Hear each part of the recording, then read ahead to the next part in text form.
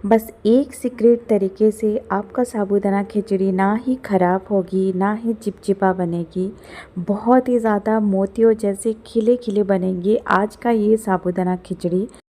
कल महाशिवरात्रि है, तो महाशिवरात्रि हो या और कोई व्रत हो, आप ये साबूदाना खिचड़ी ज़रूर ट्राई कर सकते हैं। तो आप देख सकते हैं एक एक दाना मोतियों जैसे खिले खिले बन कर के तैयार हुए हैं।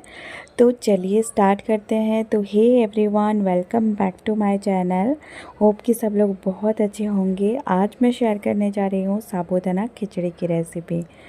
तो साबूदाना खिचड़ी बनाने के लिए यहाँ पे लेंगे एक बाउल, और यहाँ पे मैं ले रही हूँ 1 कप साबूदाना। जो मोटा वाला साबूदाना आता है ना, वो लेंगे ना। यहाँ पे मैं बताऊंगी एक ट्रिक जिससे आपका जो साबूदाना खिचड़ी है ना, एकदम मोतियों जैसे खिले खिले बनेंगे।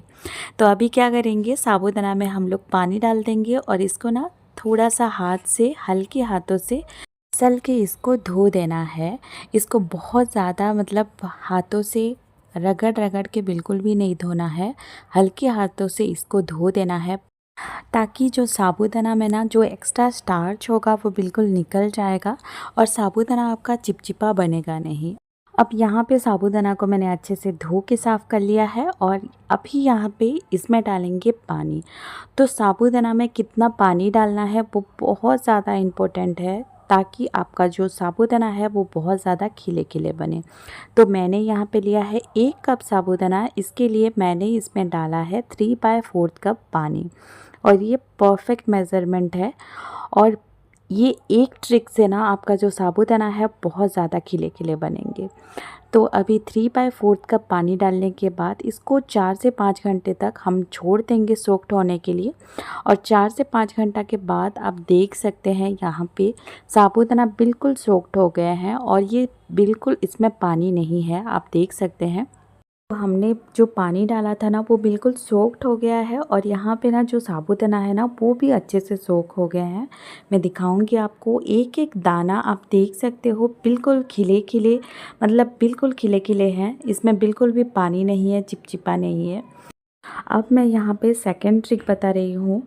मान लीजिए कि आपका सूप करते टाइम में थोड़ा सा ज़्यादा एक्स्ट्रा पानी हो गया, तो भी चिंता करने की कोई बात नहीं है। उसमें आप डाल दीजिए 2 चम्मच पीनट पाउडर, ताकि जो मॉइस्चर है ना वो बिल्कुल बैलेंस हो जाए और आपका साबूदाना खिचड़ी बिल्कुल खिले खिले बनेंगे। तो चलिए यहाँ पे बना लेते हैं साबूदाना की खिचड़ी। इसके लिए मैंने एक पैन गरम कर लिया है, आपकी कढ़ाई भी ले सकते हैं।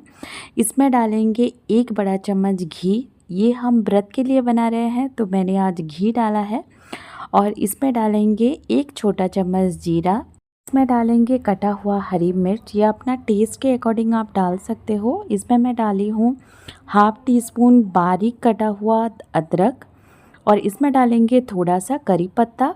और यहाँ पे मैंने ले लिया है 1 मीडियम साइज़ का आलू, इसको थोड़ा सा पतला पतला काट के मैंने डाल दिया है।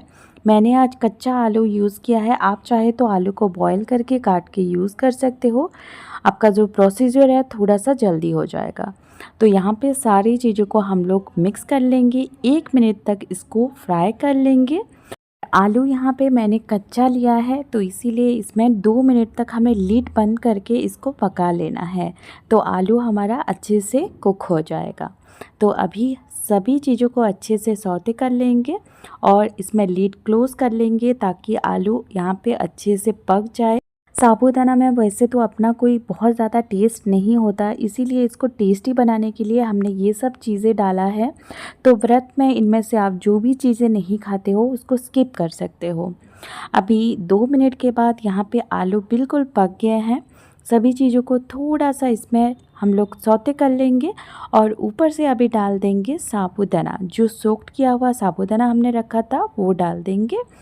और इसमें डालेंगे टेस्ट के अकॉर्डिंग नमक, 1 छोटा चम्मच चीनी इसमें डालेंगे, ताकि चीनी डालने से ना इसका जो टेस्ट है वो बैलेंस होगा। फिर इसमें डालेंगे हम लोग ½ टीस्पून पेपर पाउडर, और लास्ट में इसमें डालेंगे पीनट का पाउडर, जो मूंगफली होता है ना, उसको मैंने ड्राई रोस्ट कर लिया था और इसको अच्छे से इसका छिलका निकाल के इसको दरदरा हमें पीस लेना है। बस इसी का पाउडर हमें डालना है 3 से 4 चम्मच।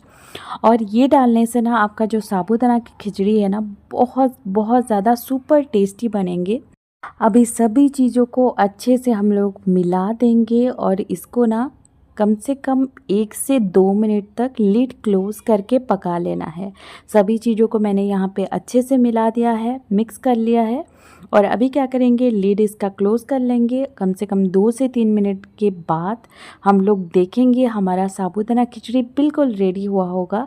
और अभी 2 से 3 मिनट बिल्कुल हो गए हैं और आप देख सकते हो ये जो साबूदाना है बिल्कुल पक गए हैं और बिल्कुल कांच जैसे ट्रांसपेरेंट हो गए हैं और बहुत ज़्यादा खिले खिले बने हैं। आप देख सकते हो बिल्कुल चिपक नहीं रहे हैं, कहीं से फटे नहीं हैं, कहीं से चिपक नहीं रहे हैं। बहुत ज़्यादा खिले खिले बन कर के तैयार हुए हैं और बहुत ज़्यादा अच्छा बने हैं। लास्ट में इसमें डालेंगे थोड़ा सा धनिए का पत्ता और इसको मिला देंगे और हमारा साबूदाना खिचड़ी, जो व्रत वाला साबूदाना खिचड़ी है, वो बिल्कुल रेडी है। तो चलिए इसको सर्व कर लेते हैं। तो महाशिवरात्रि आ रही है, तो उसके लिए हो या तो कोई व्रत हो आपका, कोई उपवास हो, तो आप ये रेसिपी ज़रूर ट्राई कर सकते हैं। आपको बहुत ज़्यादा एनर्जी भी मिलेगी और बहुत ज़्यादा अच्छा भी लगता है, बहुत ज़्यादा टेस्टी बनते हैं और बहुत कम टाइम में बन कर के तैयार हो जाते हैं। तो चलिए सर्व कर लेते हैं हमारा आज का साबूदाना खिचड़ी। ये साबूदाना खिचड़ी है ना, वैसे आप व्रत में सिर्फ नहीं, डेली लाइफ में आप ब्रेकफास्ट में भी बना सकते हैं, बच्चों को भी दे सकते हैं, खुद भी खा सकते हैं। बहुत ही ज़्यादा एनर्जी मिलेगा और बहुत ही ज़्यादा सुपर टेस्टी होता है ये। बच्चे बहुत अच्छे से खाएंगे इसको। तो ज़रूर ट्राई कीजिएगा आज का ये व्रत वाला साबूदाना खिचड़ी की रेसिपी। और आज का ये रेसिपी कैसा लगा मेरे साथ ज़रूर शेयर कीजिएगा। आज का रेसिपी अच्छा लगा तो प्लीज़ गाइस वीडियो को लाइक कीजिए, जितना हो सके शेयर कीजिए और मेरे चैनल को प्लीज़ प्लीज़ प्लीज़ सब्सक्राइब करना बिल्कुल भी ना भूलिए। ऐसी बहुत सारी रेसिपी लेके मैं आपके पास आती रहूँगी। तब तक के लिए bye bye, take care and have a nice day.